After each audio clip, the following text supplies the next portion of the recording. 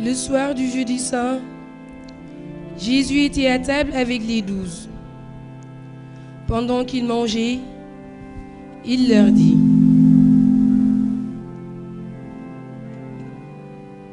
En vérité, je vous le dis,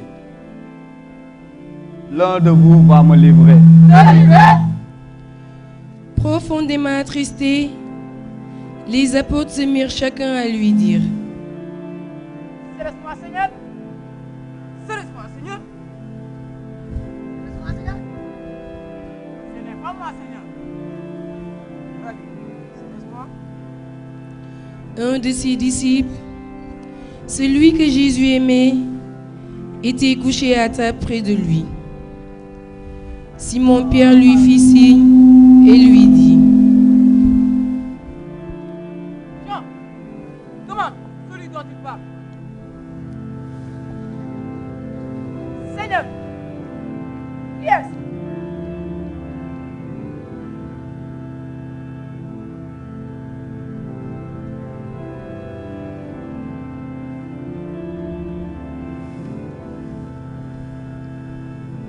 C'est celui à qui je donnerai la bouchée que je vais tremper. Sur ce, Jésus prit la bouchée qu'il avait trempée et il la donna à Judas Iscariote, fils de Simon. C'est à ce moment alors qu'il lui avait offert cette bouchée que Satan entra en lui. Jésus lui dit alors: Fais-le vite. Aucun de ceux qui se trouvaient là ne comprit pourquoi il avait dit cela. Comme Judas tenait la bourse, quelques-uns pensèrent que Jésus lui avait dit d'acheter ce qui était nécessaire pour la Pâque ou encore de donner quelque chose aux pauvres. Quant à Judas, ayant pris la bouchée, sortit immédiatement, il faisait nuit.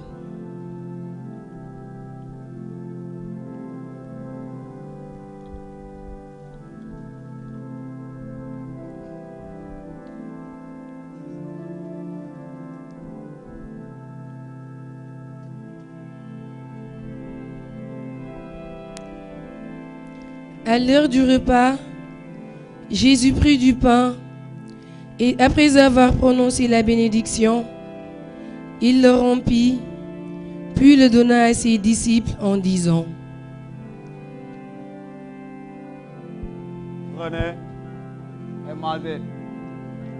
Ceci est mon corps.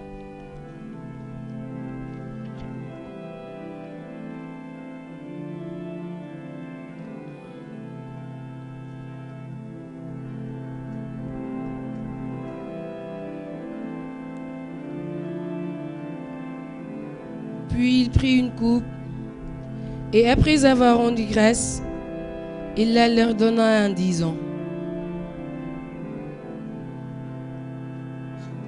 Buvez-en tous. Ceci est mon sang, le sang de l'alliance versé pour la multitude, en rémission des péchés. Vous ferez cela en mémoire de moi.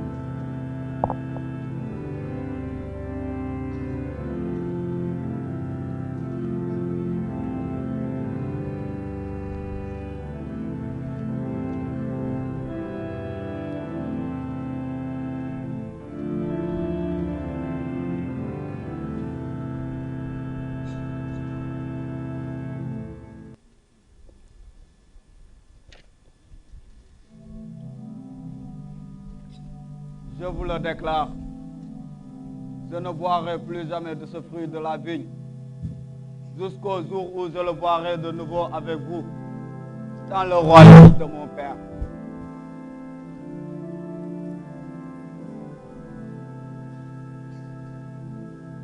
Alors, levons et pardon.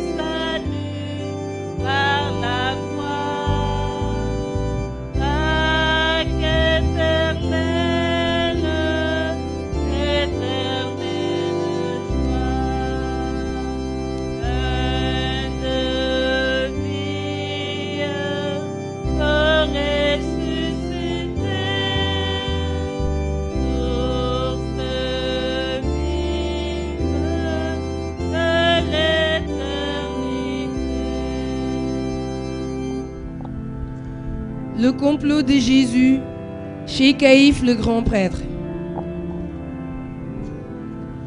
Nous t'adorons, Christ, et nous te bénissons.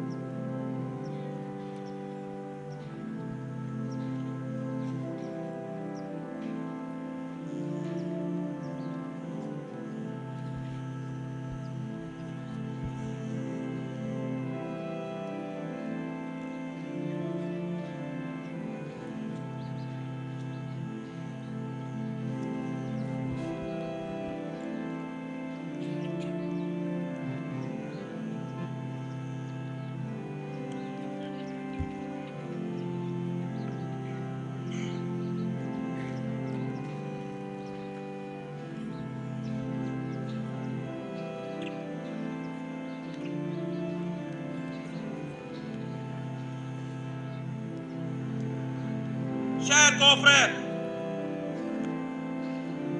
nous sommes ici réunis pour examiner le problème de Jésus de Nazareth.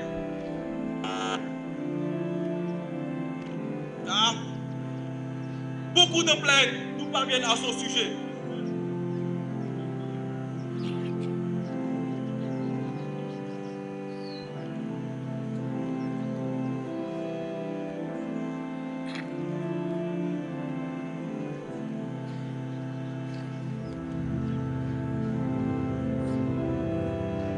Oui, grand frère.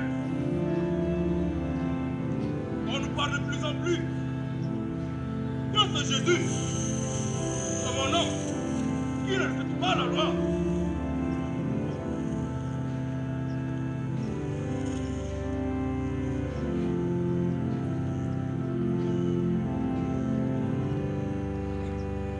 Il prétend même être l'enfant de Dieu, le Tout-Puissant.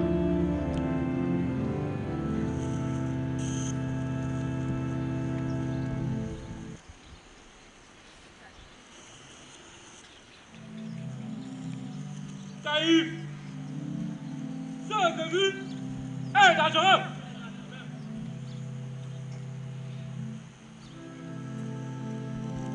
Un jour, devant tout le peuple, je l'ai moi-même entendu dire à un homme qu'il venait de guérir.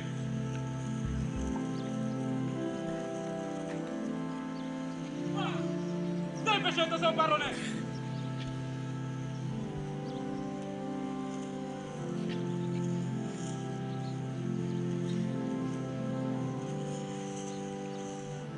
Il a osé dire cela, alors que Dieu seul peut pardonner les péchés.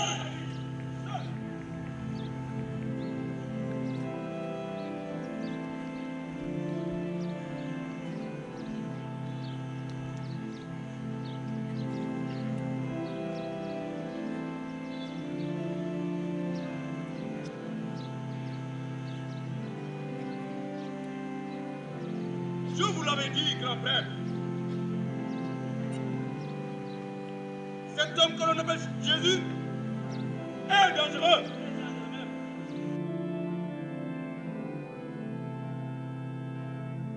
Tombeau blanchi.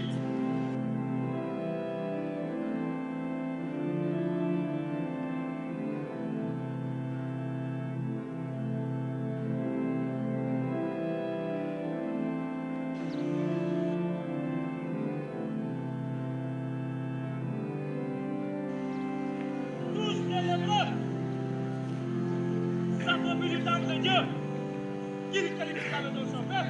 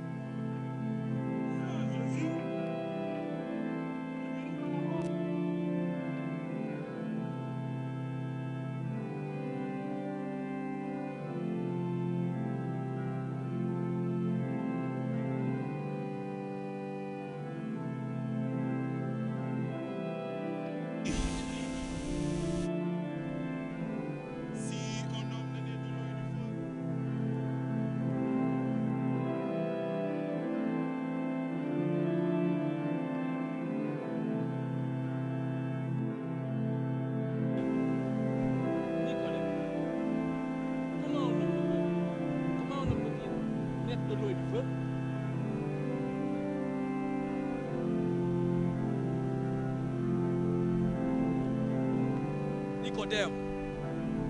Nicodème. Je m'y attendais. Nous savons tous ici que tu veux suivre ce Jésus. Et tu as la même courte. N'oublie pas qu'il t'a fait de graves reproches au sujet de l'argent.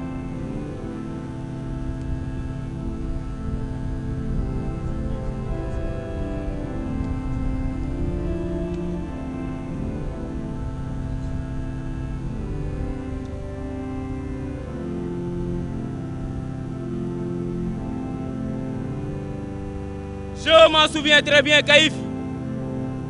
Un jour, on avait amené une femme qui avait commis l'adultère à ce Jésus pour voir ce qu'il allait faire. Et qu'a-t-il donc fait? Mais parle! Il l'a relâché et toute la foule s'est moquée de nous.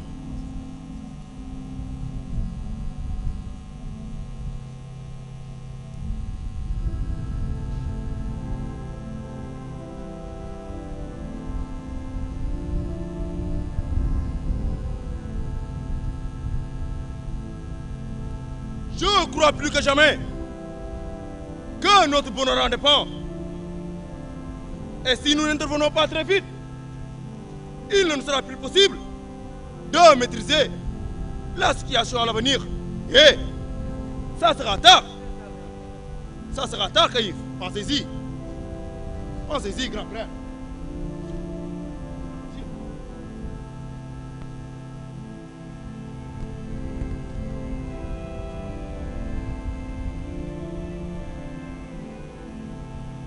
Vous avez raison.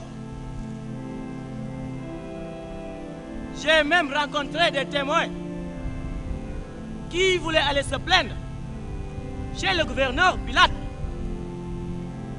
Et d'ailleurs, je les ai fait venir.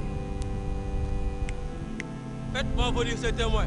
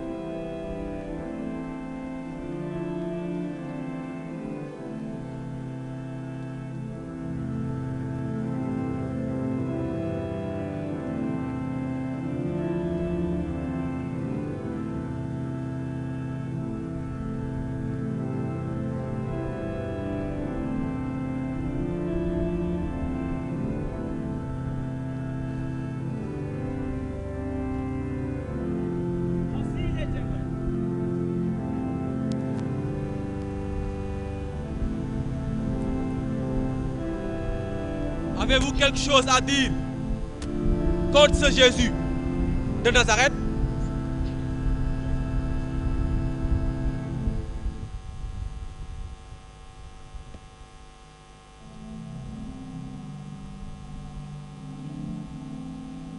Oui, grand prêtre. Et d'ailleurs, beaucoup de choses même. Ce Jésus prétend être le Fils de Dieu alors qu'on le voit.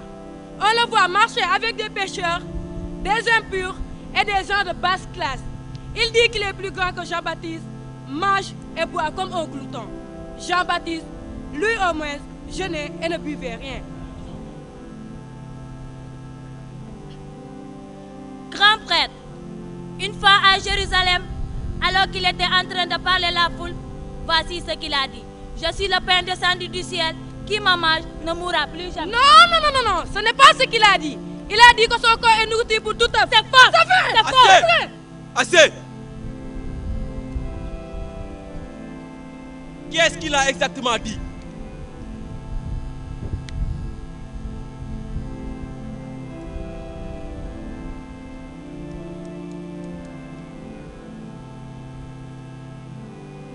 Je ne vous dirai jamais assez. Il vaudrait mieux qu'un seul homme meure pour tout le peuple.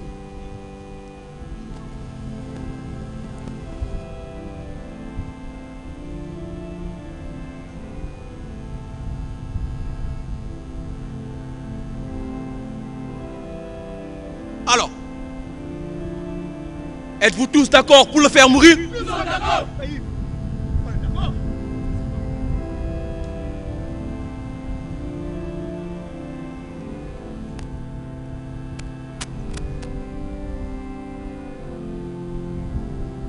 Caïf,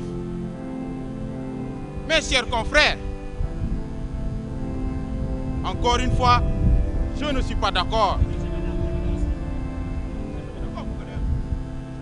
Ce Jésus est un prophète. Et depuis quand notre loi condamne-t-elle un homme sans l'avoir vu ou entendu?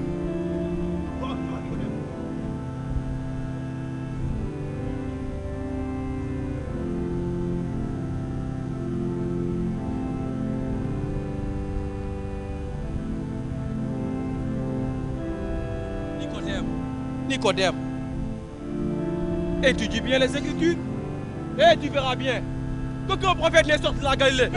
Comment tu sortis de bien de la Galilée? La loi.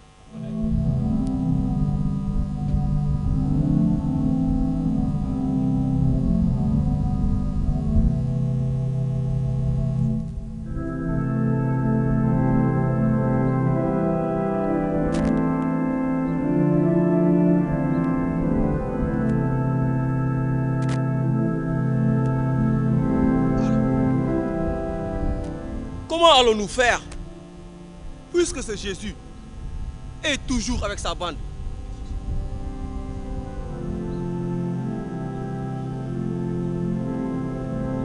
C'est facile, grand prêtre.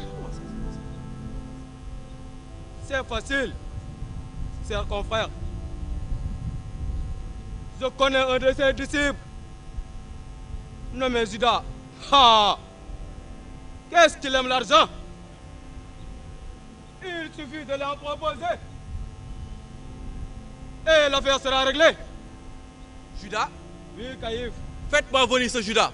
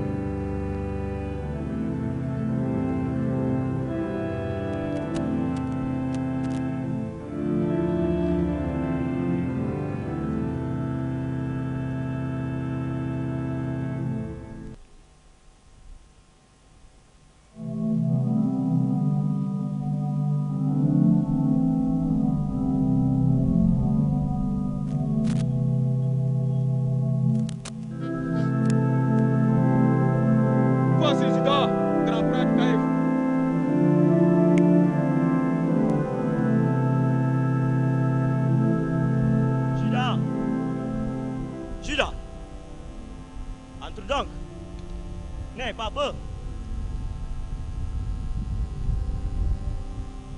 Dis-nous, Judas, que feras-tu ce soir? Nous avons besoin de tes services. Nous voudrions que tu nous livres Jésus. Vous livrez Jésus? Laissez faire. Mais, quelle maladie donc fait? Ce n'est pas là ton problème. Nous avons décidé de l'arrêter. Un point, c'est tout. Et si tu es d'accord,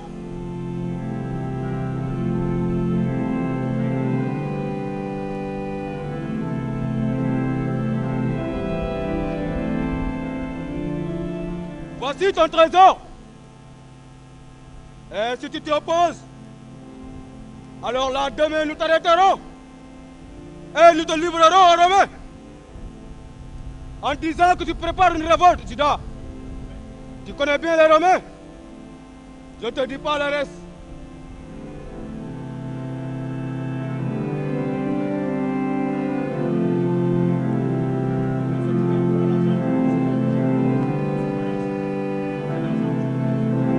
C'est combien?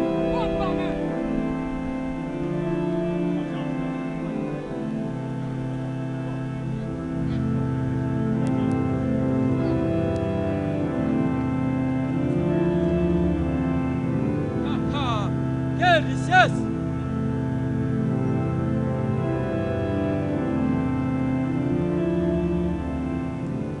Dis-nous maintenant, Judas, que fera Jésus ce soir?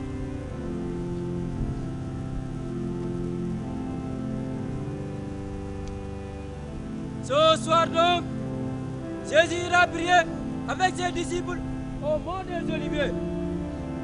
Mais comment allons-nous le reconnaître?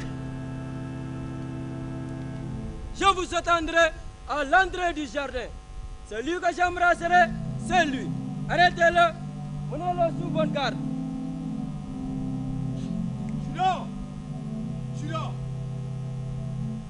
Ce soir donc, nos soldats attendront à l'entrée du jardin. Sois là présent. Car si tu nous joues à tour, alors demain nous t'arrêterons et nous te livrerons aux Romains. En disant que tu prépares une révolte. Tu connais bien les Romains. Je ne te dirai pas le reste. Va!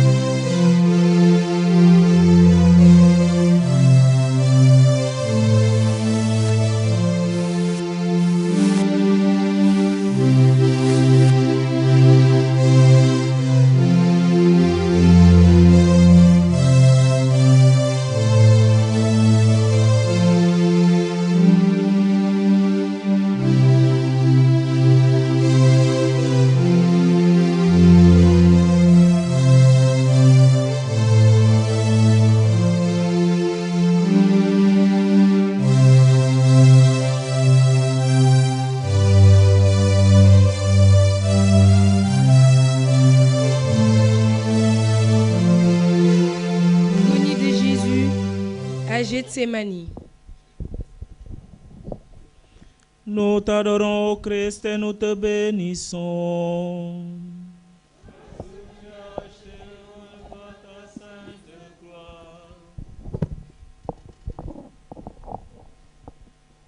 Après avoir chanté les psaumes, ils partirent pour le mont des Oliviers. Alors, Jésus leur dit: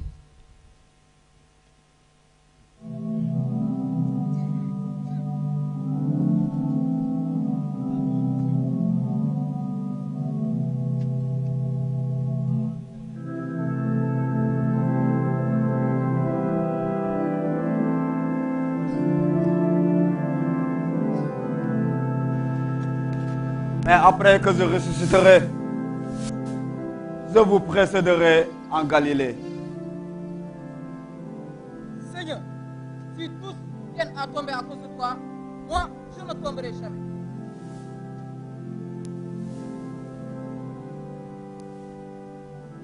Amen, je te le dis. Cette nuit même, avant que le coq ne chante 2 fois, tu m'auras renié 3 fois. Même si je dois mourir avec toi, je ne te renierai jamais. Alors, Jésus parvint avec eux dans un domaine appelé Gethsémani. Il leur dit: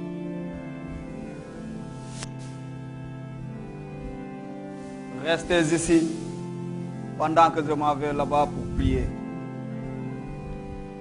Il amena Pierre, ainsi que Jacques et Jean, les 2 fils de Zébédée.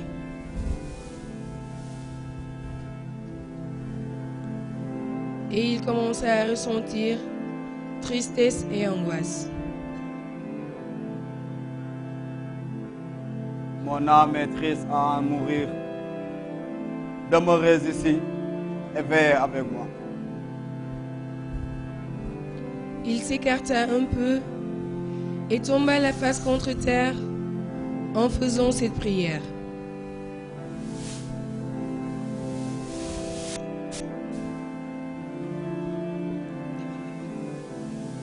Mon Père, s'il est possible que cette coupe passe loin de moi, cependant, non pas comme je veux, mais comme tu veux.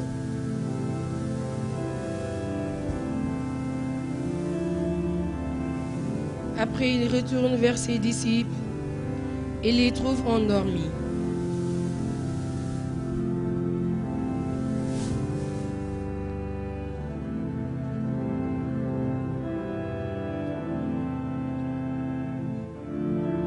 Il leur dit: Pierre, vous n'avez pas eu la force de veiller 1 heure avec moi? Veillez et priez pour ne pas entrer en tentation. Car l'esprit est ardent, mais la chair est faible. Après avoir dit cela, il retourna prier.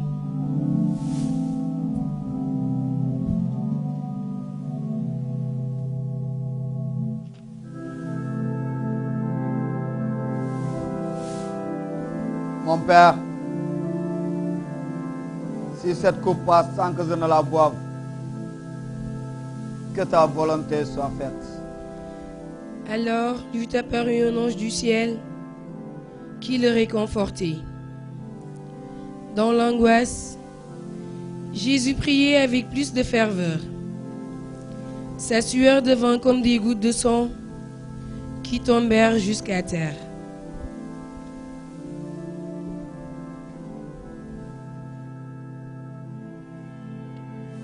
Après avoir fait ses prières, il se leva et alla trouver ses disciples et leur dit: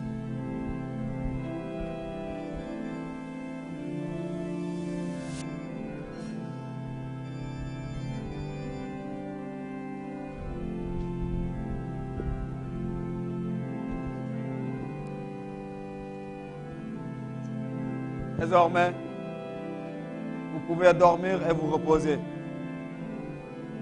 Car là voici tout proche, l'heure où le Fils de l'homme est livré aux mains des Juifs. Alors, levez-vous.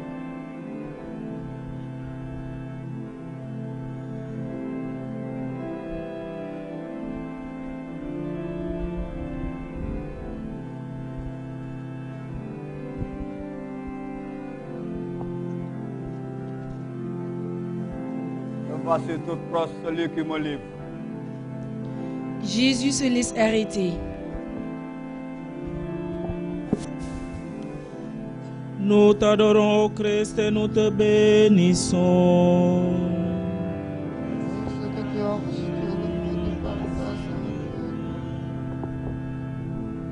Jésus parlait encore lorsque Judas, l'un des 12, arriva avec une grande foule armée d'épées, de torches et de bâtons, envoyés par les chefs des prêtres et les anciens du peuple.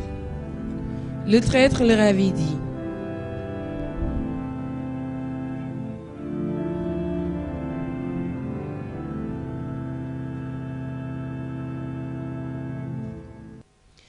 ruée des soldats de certains membres du conseil vers le lieu indiqué par Judas, ce dernier se tenant à distance. Jésus leur dit: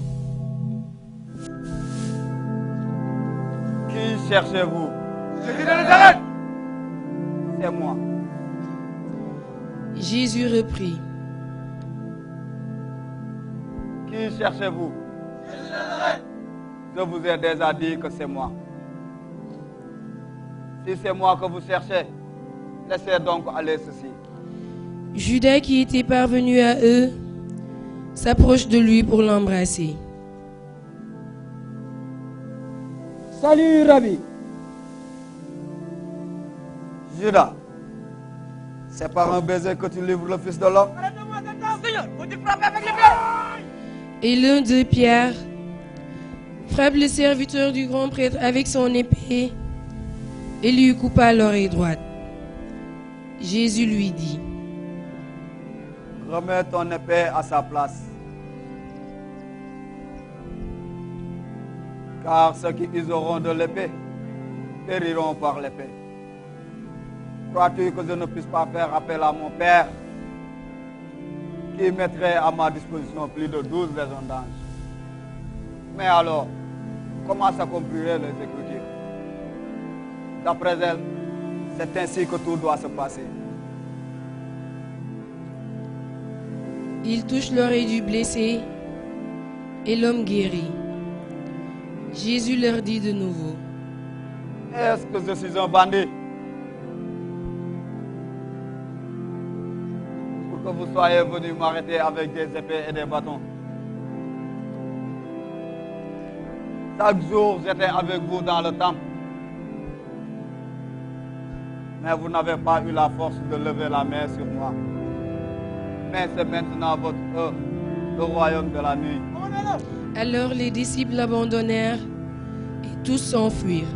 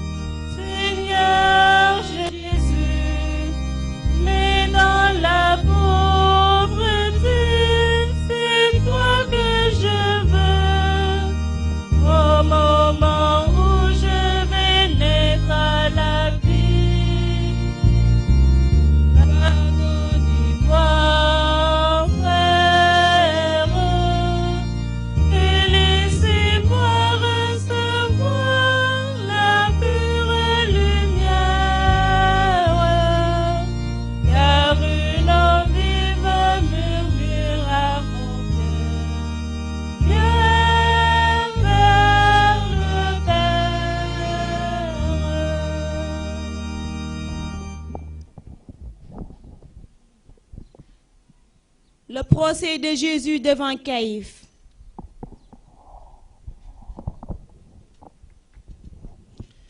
Nous t'adorons, ô Christ, et nous te bénissons.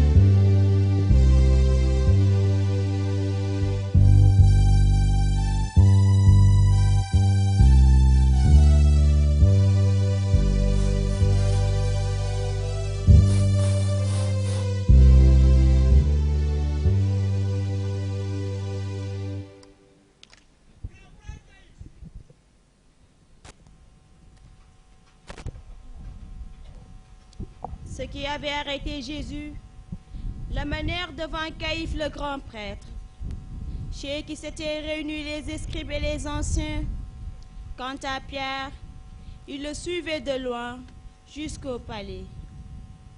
Il entra dans la cour, s'assit avec les serviteurs pour voir comment cela finirait. Les chefs des prêtres et tout le grand conseil cherchaient un faux témoignage contre Jésus pour le faire condamner à mort. Ils n'en trouvèrent pas. Pourtant, beaucoup de faux témoins s'étaient présentés. Finalement, ils s'en présentèrent deux.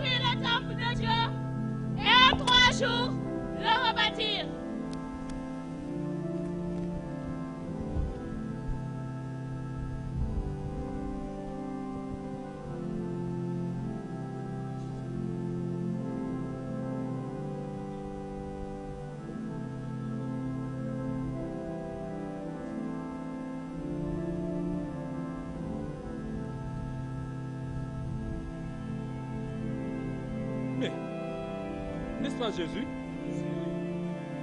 fils de Marie et de Joseph le charpentier? On a eu dire que tu pouvais détruire ce temple et en 3 jours le rebâtir. Ce temple qui nous a fallu 40 ans de construction, 40 longues années. Mais toi, tu prétends le rebâtir en 3 jours. Mais dis-nous Jésus, comment vas-tu procéder? Et avec quel ouvrier?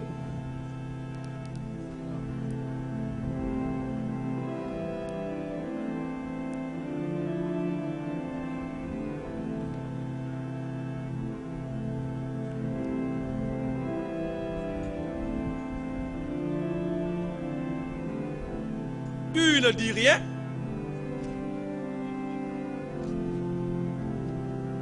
Tu n'entends pas tous ces témoignages portés contre toi?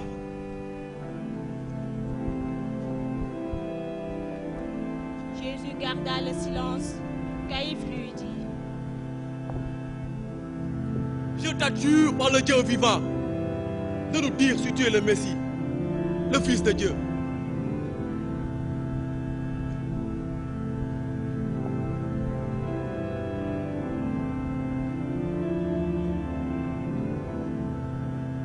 Si je vous le dis,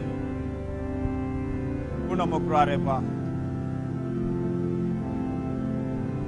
Et si je vous pose des questions, vous ne me répondrez pas. Un gars se dirigea vers Jésus, le gifla en disant: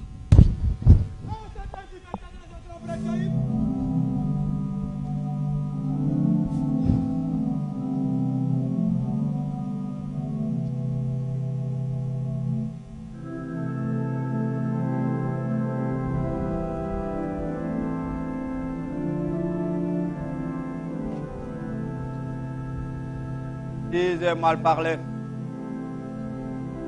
dis-moi ce que j'ai dit de mal. Si j'ai bien parlé, pourquoi me frappes-tu?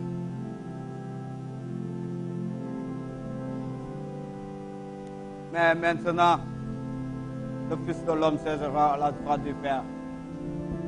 Tu es donc Fils de Dieu? Vous dites bien que je le suis.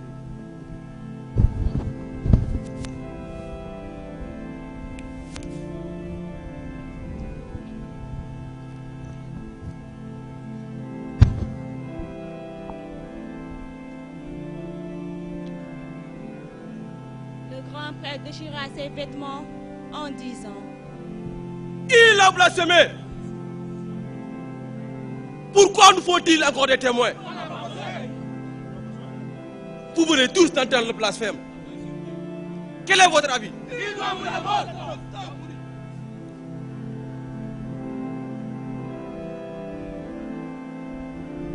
Où était le fort? Puis amenez la Pilate.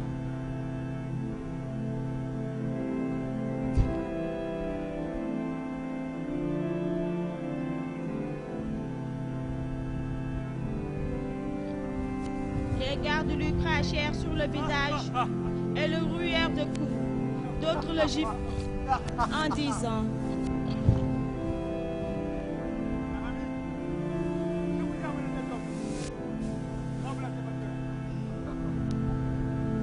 Nous allons voir.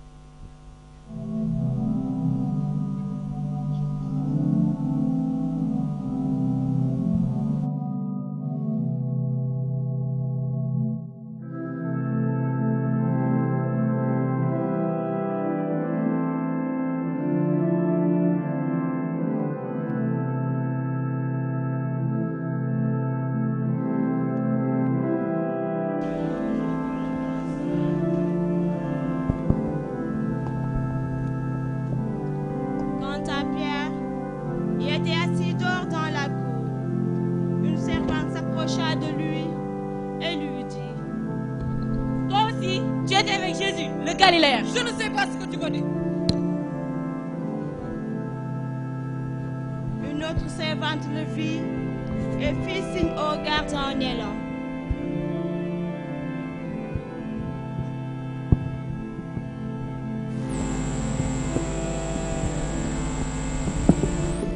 Et garde!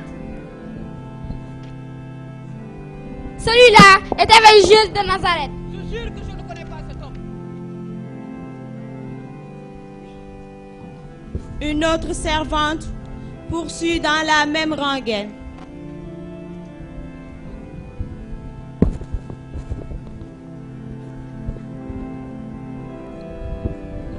Sûrement, tu fais partie de ce genre-là. Je ne connais pas cet homme. D'ailleurs, ton accent te trahit. Aussitôt, un coq chanta, et Pierre se rappela de ce que Jésus lui avait dit. Avant que le coq ne chante 2 fois, tu m'auras renié 3 fois. Il sortit et pleura amèrement.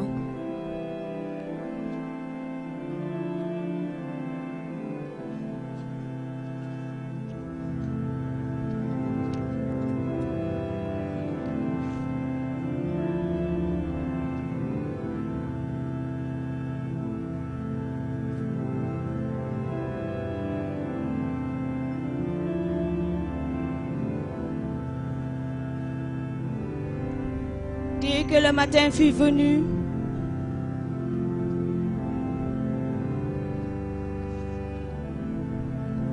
le remords de Judas.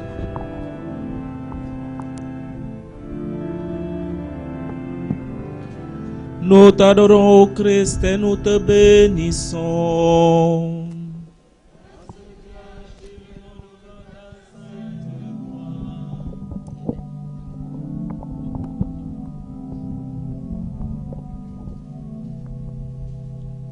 Dès que le matin fut venu, tous les principaux sacrificateurs et les anciens du peuple tiennent un conseil contre Jésus pour le faire mourir. Après l'avoir ligoté, ils l'amenèrent et le livrèrent à Ponce Pilate, le gouverneur. Alors, Judas qui l'avait livré, voyant qu'il était condamné, se repentit et rapporta les 30 pièces d'argent aux chefs des prêtres et aux anciens.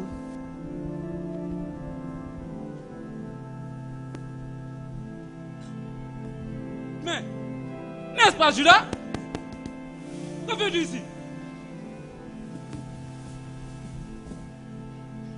j'ai péché en vous livrant à la mort un innocent.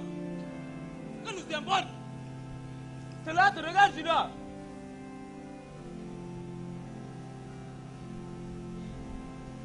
Alors, Judas jeta les pièces d'argent dans le temple, se retira et alla se pendre.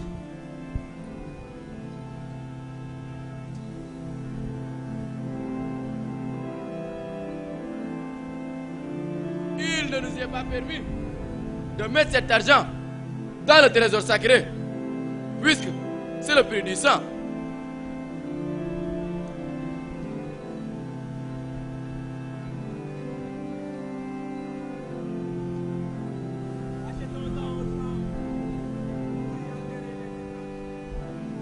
Ils achetèrent avec cet argent le champ du potier pour la sépulture des étrangers. C'est pourquoi ce champ a été appelé champ du sang jusqu'à ce jour. Le procès de Jésus devant Pilate.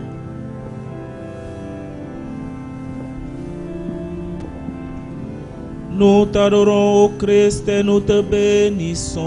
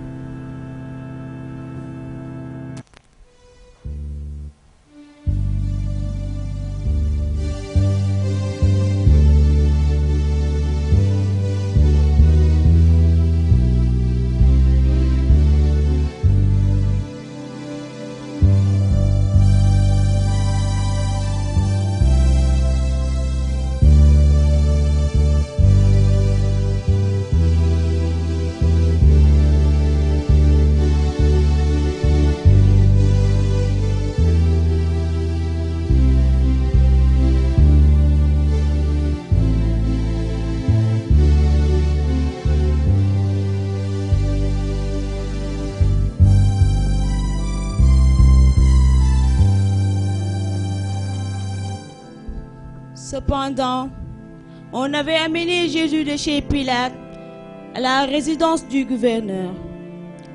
C'était le point du jour. Ceux qui l'avaient amené n'entraient pas dans la résidence pour ne pas se souiller et pouvoir manger la Pâque. Jésus ligoté par les soldats, les chefs des prêtres et tout le grand conseil, ainsi que certains badauds, suivirent le cortège imposant et scandèrent: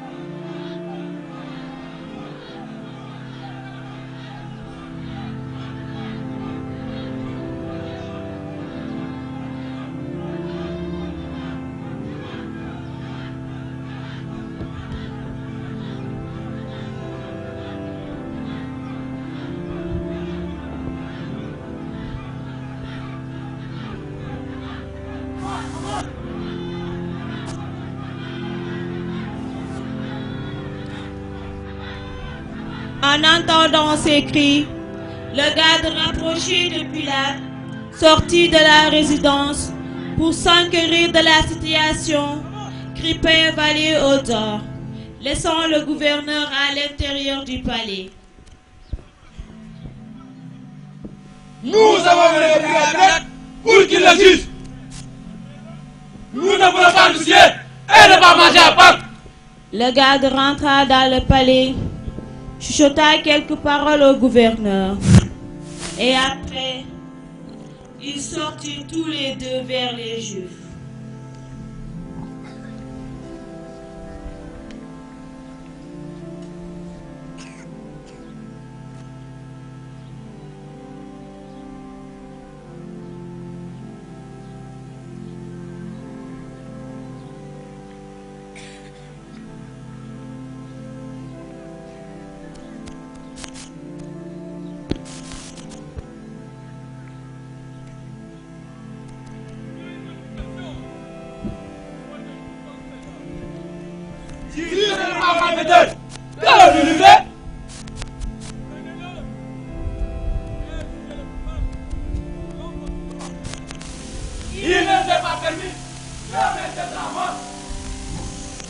C'est ainsi que s'accomplisse la parole que Jésus lui avait dite, pour indiquer de quelle mort il devait mourir.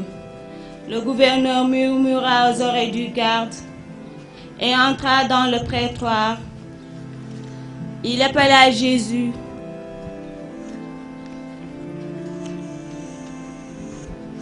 Et lui dit: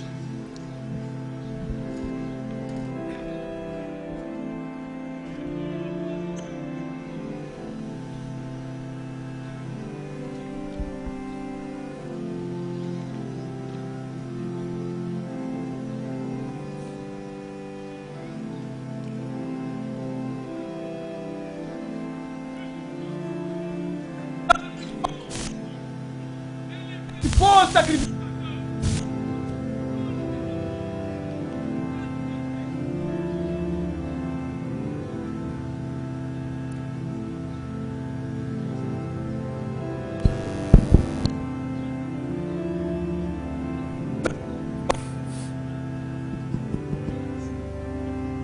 Au maire des yeux. Mais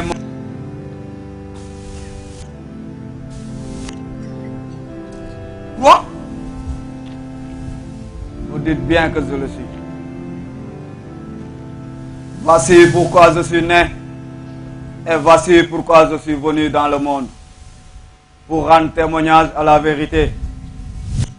Car quiconque est de la vérité, écoute ma voix.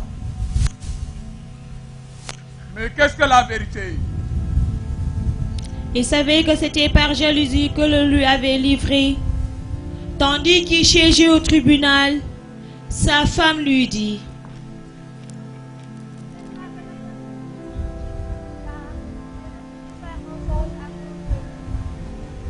à la suite de cela, il sortit de nouveau vers les Juifs. Il leur dit: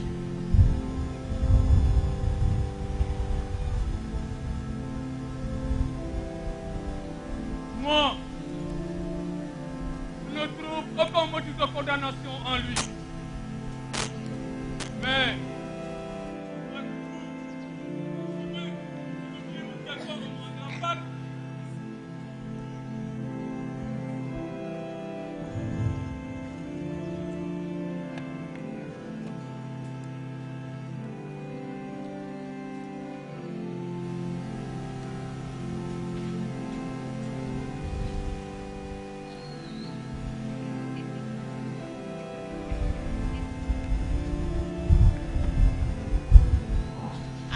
de ce dernier, Pilate leur dit: qui voulez-vous que je me relâche? Le roi du Juif ou Barabbas? Pas celui-là, mais libère Barabbas! Libère-nous Barabbas! Jésus! C'est à l'enfer! Or, ce Barabbas était un brigand. Alors, Pilate amenant Jésus et le fit fouetter. Pilate fit signe à son garde rapproché. Fouettez-le bien fort!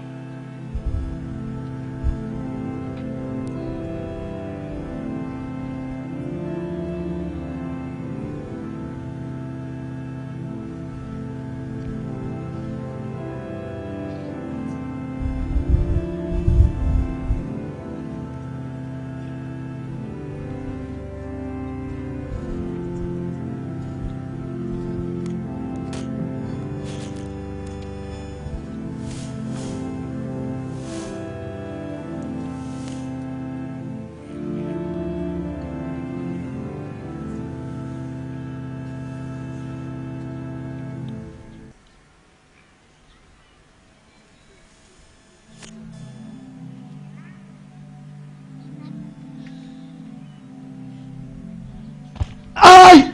Aïe! Aïe! Aïe! Aïe! Aïe! Aïe!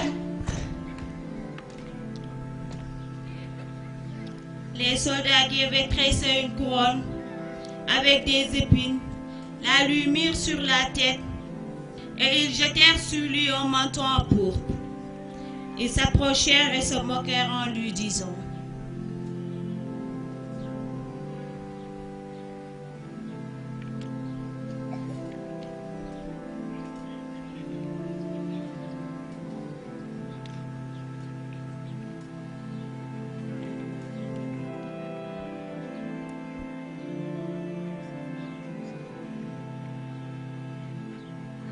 Il est bon notre roi. D'ailleurs, dignement. Après s'être moqué de lui et l'avoir fouetté, ils le ramenèrent chez le gouverneur.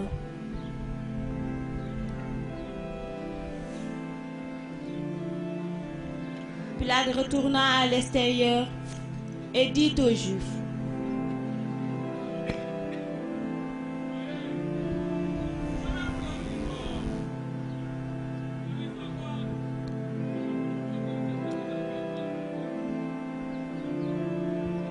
Jésus vient alors à l'extérieur. Il portait la couronne d'épines et le menton à pourpre. Il leur dit: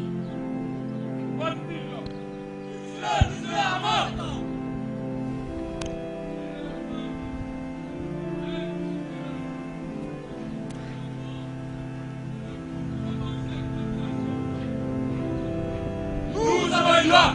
Mais selon cette loi, mourir parce que c'est le Fils de Dieu. Lorsque Pilate entendit ces propos, il fut de plus en plus effrayé. Il fit signe aux gardes et il regagna la résidence.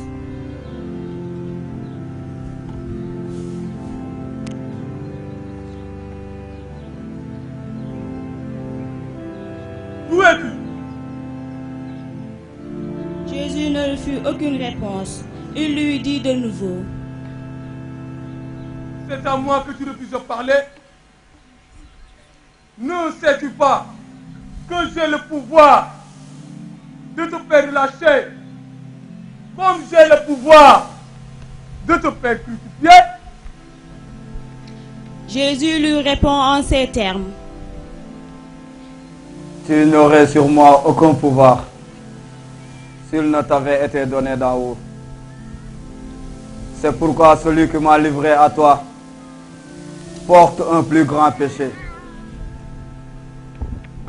Dès lors, Pilate cherchait à le relâcher, mais les Juifs se mirent à crier et ils disaient: Si tu le lâches, tu ne le condamnerais pas comme l'ami de César, l'empereur, car quiconque se fait roi se déclare contre lui.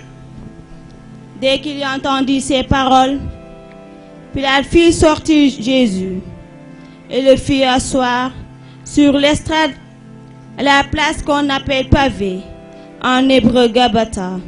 C'était le jour de la préparation de la Pâque, vers la 6e heure. Pilate dit aux Juifs: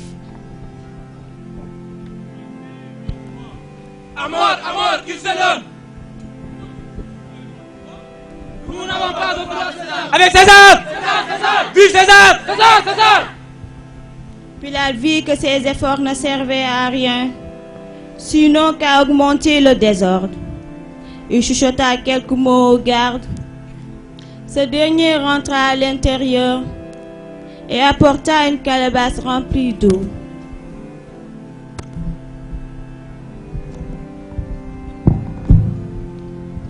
Alors, Pilate prit de l'eau et se lava les mains devant la foule en disant: Je ne suis pas responsable du sang de Jésus. Cela vous regarde. Que son sang se verse sur nous et sur nos enfants. C'est alors qu'il le leur livra pour être crucifié.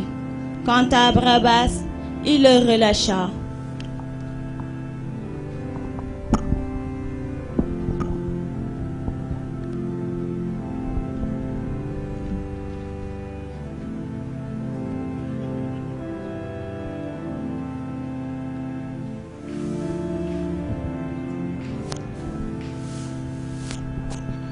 Sur le chemin du calvaire, Jésus est chargé de sa croix.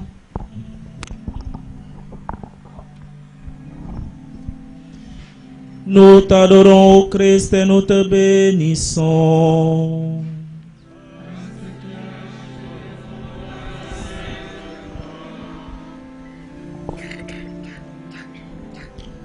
Toutes les tortures que Jésus vient d'endurer n'ont pas réussi à ébranler sa volonté.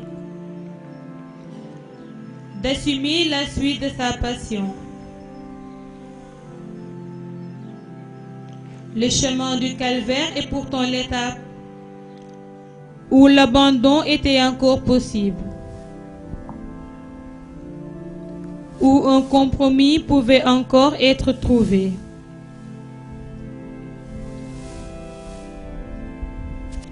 Mais non, Jésus est resté fort devant l'épreuve de la peur et de l'égoïsme. Il a irrémédiablement choisi le chemin de la croix.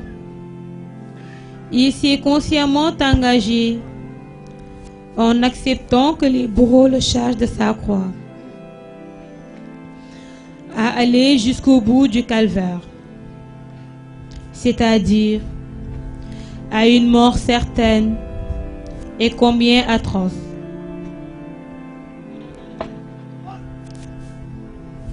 Quiconque ne porte pas sa croix ne peut pas être mon disciple. Qui aime sa vie la perd, qui perd sa vie à cause de moi la gagne. Je ne suis pas venu apporter le glaive, mais la paix. Qui n'est pas contre moi est avec moi.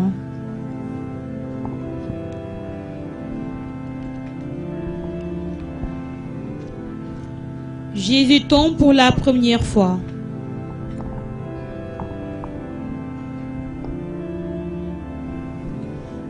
Nous t'adorons, Christ, et nous te bénissons.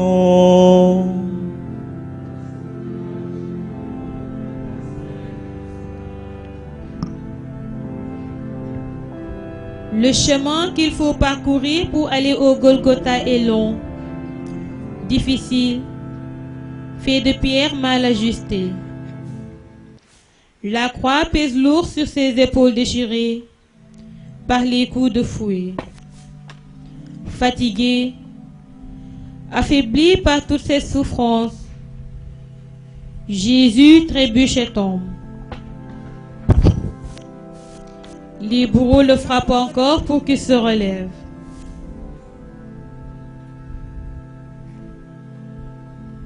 Simon de Cyrène aide Jésus et Véronique lui essuie le visage.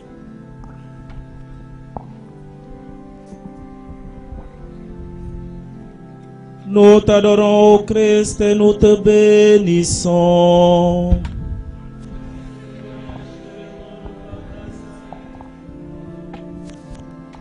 Sur le chemin, ils recueillèrent pour prendre sa croix un passant qui revenait des champs, un certain Simon de Cyrène.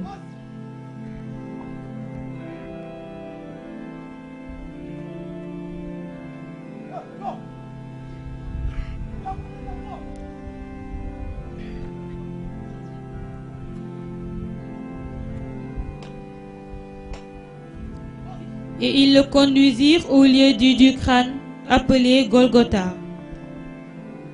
Son visage, en le voyant, beaucoup furent stupéfaits, tant il était défiguré, ne ressembla plus à une face humaine.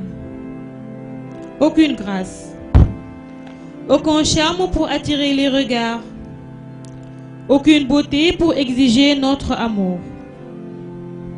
Véronique franchit la barrière des soldats et d'un geste de tendresse et de miséricorde, essuya le visage sanguinolent, mouillé de crachats, de poussière et de sueur.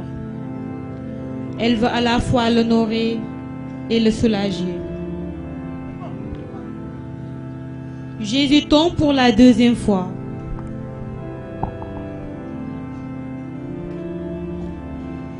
Nous t'adorons, ô Christ, et nous te bénissons.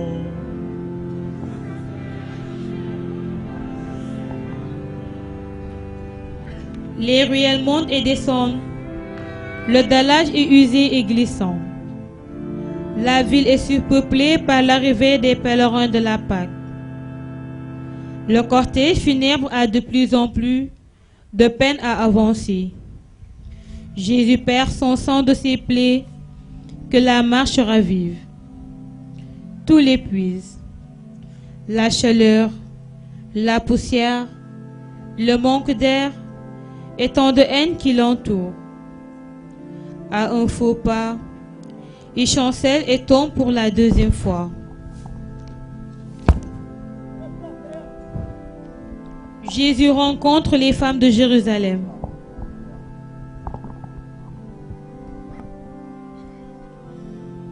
Nous t'adorons, ô Christ, et nous te bénissons.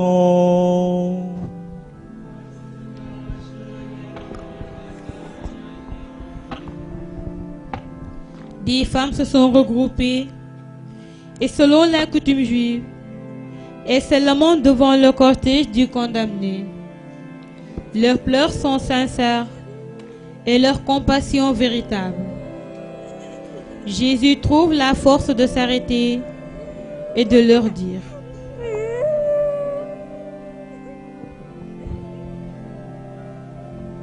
Femmes de Jérusalem, ne pleurez pas sur moi, pleurez plutôt sur vous et sur vos enfants. Car voici venu des jours où l'on dira: heureuses les femmes stériles. Et on dira aux collines: couchez-vous, aux montagnes, tombez sur nous. Si l'année est ainsi du bois vert, qu'addeviendra-t-il du bois sec?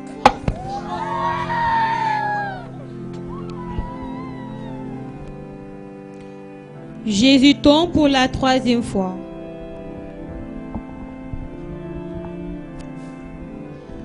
Nous t'adorons, ô Christ, et nous te bénissons.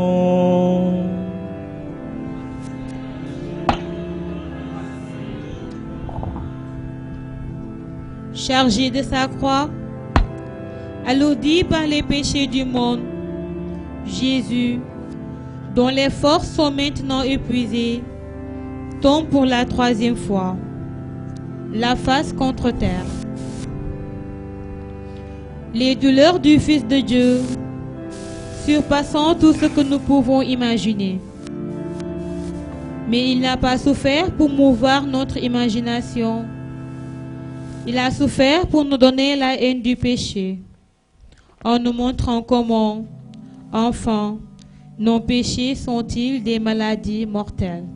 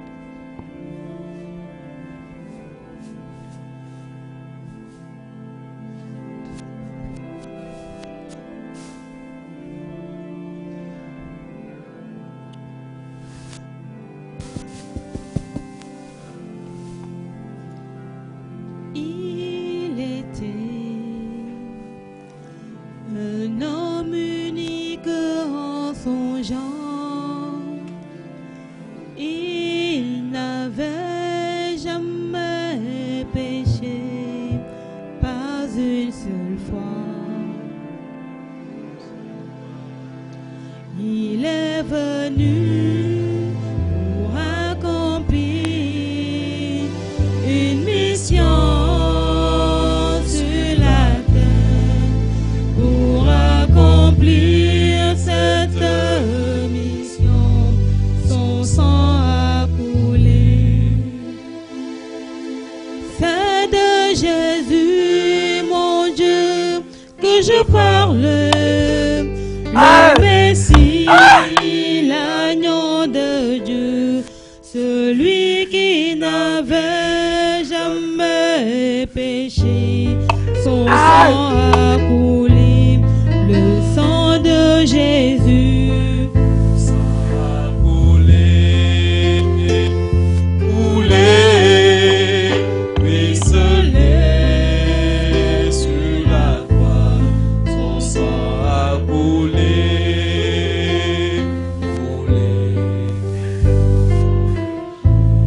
Le sang de Jésus a coulé,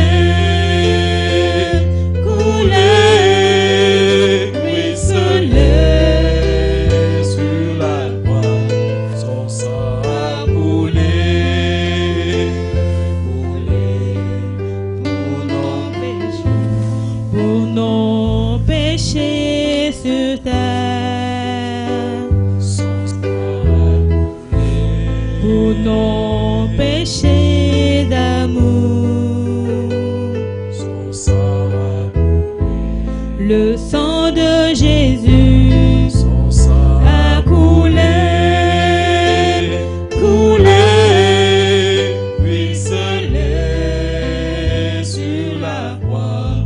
Son sang a coulé, coulé pour nos péchés. Le sang de l'agneau, son sang a coulé, coulé, ruisselé sur la croix. Son sang a coulé, coulé pour nos péchés.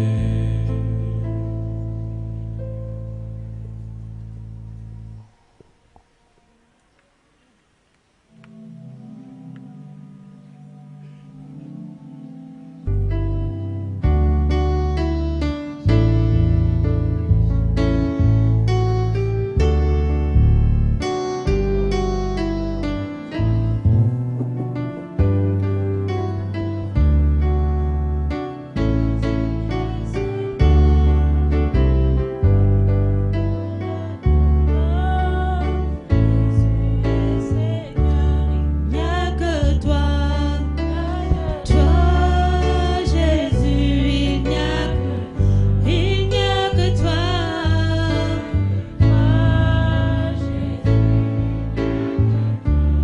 oh mon âme,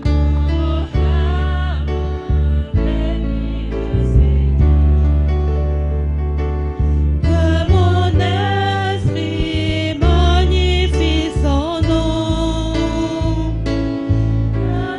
On n'a pas pu le retenir. Maintenant de ton corps, Jésus est Seigneur. Maintenant de ton corps, Jésus est Seigneur. Il n'y a que toi, Jésus. Il n'y a que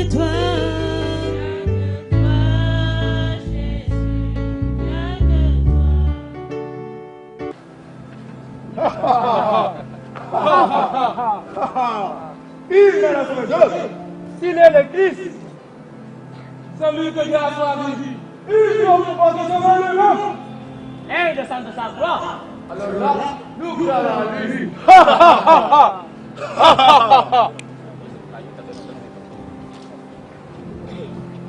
L'heure du l'infidèle fut conduit à la croix, les jours.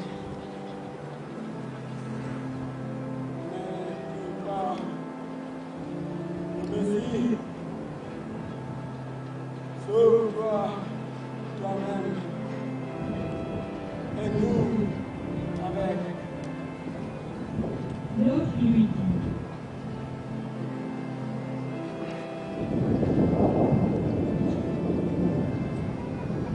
Tu n'as donc aucune crainte de Dieu. Tu es pourtant condamné toi aussi. Et puis, pour nous, c'est juste. Après tout ce que nous avons fait, nous avons ce que nous méritons. Mais lui, il n'a rien fait de mal. après Après un long soupir, il reprit en disant: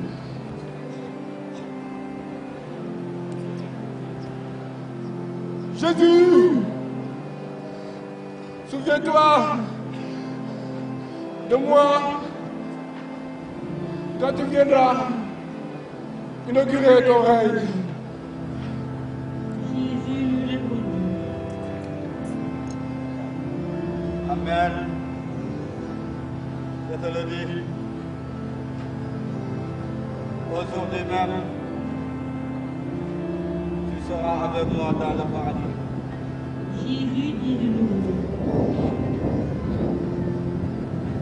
Père,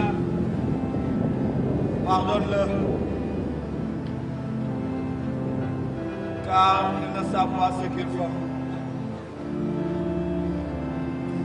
Près de la croix de Jésus se tenait sa mère et la sœur de sa mère, Marie, femme de Cléopas, et Marie de Magdala. Jésus, voyant le disciple ennemi, dit à sa mère: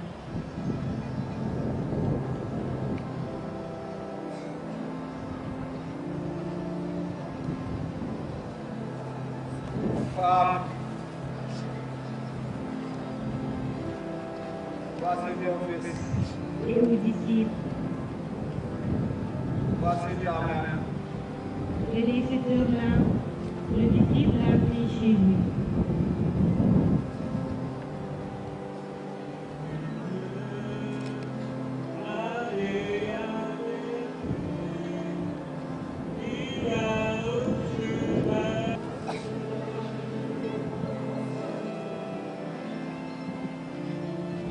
À partir de midi, l'autorité de vie sur la terre jusqu'à 3 heures. Il cria du grand fort: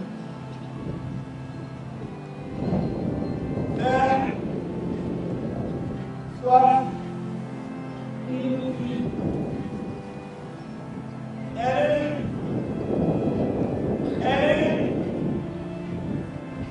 Lama sabachthani. Ce qui signifie: mon Dieu, pourquoi m'as-tu abandonné? Quelques-uns de ceux qui étaient là disaient en l'entendant: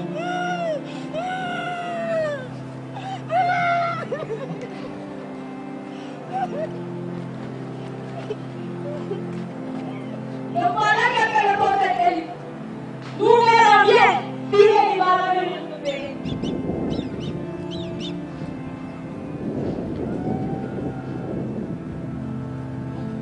Le miracle lui rendit une réponse en disant son Philippe. Il a mis au bout de l'eau et le mena à bas.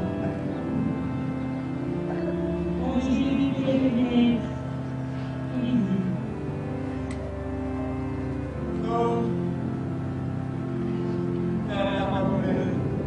il s'alentit en disant: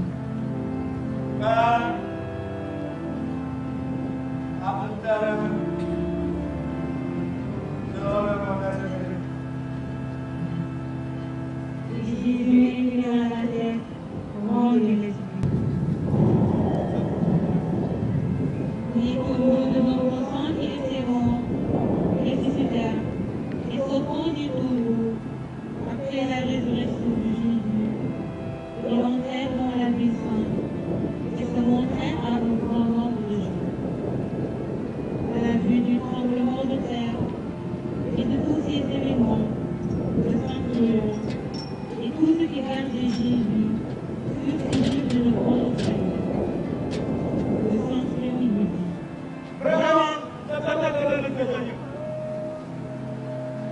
il y avait là plusieurs femmes qui regardaient à distance. Parmi elles se trouvait Marie-Madeleine, et Marie-Mère de Jacques et de Joseph, et la mère des 2 fils de Zébédée.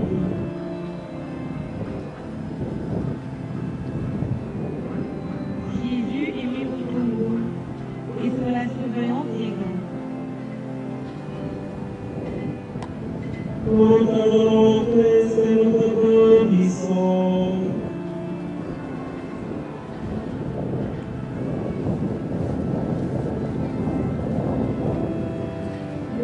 revenu, calife de Nombrige, originaire d'Arimathie.